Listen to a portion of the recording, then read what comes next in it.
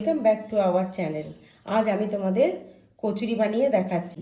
বাজারে দেখবে ছোট ছোট মশলা দেওয়া কচুরিগুলো পাওয়া যায়, সন্ধ্যাবেলার দিকে স্ন্যাক্স হিসেবে অনেকে বাড়িতে নিয়ে এসে খাও। তো সেরকম ভাবলাম একটা কিছু আমি করে ফেলি। আগের আমি ভিডিওতে দেখিয়েছি তোমাদেরকে পুর ভরা কচুরি।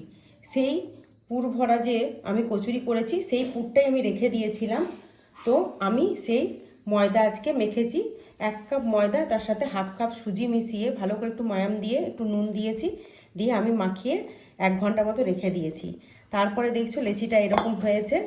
এরপরে আমি এগুলো ছোট ছোট করে এগুলো ছাড়িয়ে নিচ্ছি। এই দেখো লেচিটা দেখতে পাচ্ছ, এটাকে আমি এরকম করে গোল করে নিলাম। বুঝতে পারছো কতটা গর্ত হলো। এরপরে আমি পুরটাকে নিয়ে ঠিক এরকম গোল করে নিয়ে এটার ভেতরে ঢুকিয়ে দিলাম।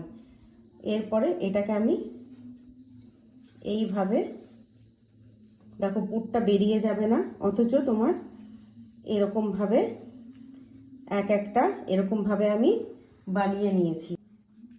দেখতে পাচ্ছ ফ্রেন্ডস, এইভাবে এগুলো সব রেডি করে নিয়েছি।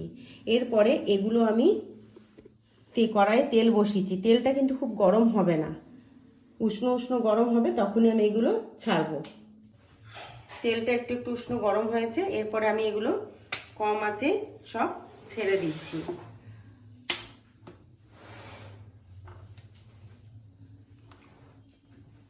এরপরে কিভাবে ভাজা হচ্ছে আমি তোমাদেরকে দেখিয়ে দেবো। দেখতেই পাচ্ছ ফ্রেন্ডস এগুলো কিভাবে হচ্ছে। এগুলো কিন্তু একদম কম আঁচে হবে, তবে পুরোপুরি ভেতরটা কাঁচা থাকবে না।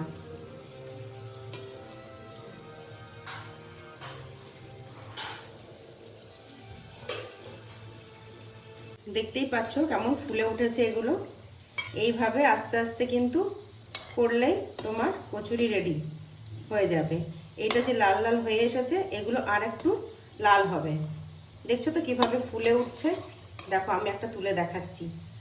দেখতে পাচ্ছ কিভাবে ফুলে উঠেছে। এরকম করেই কচুরিগুলো বাড়িতে যদি তৈরি করে খাও সন্ধ্যাবেলাতে খুব ভালো লাগবে। দেখছো ফ্রেন্ডস এগুলো কেমন লাল লাল হয়ে গেছে।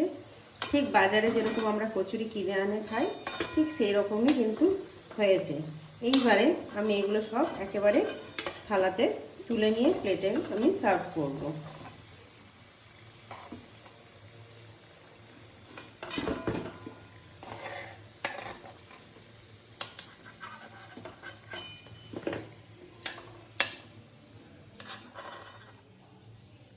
এই দেখো কিভাবে রেডি।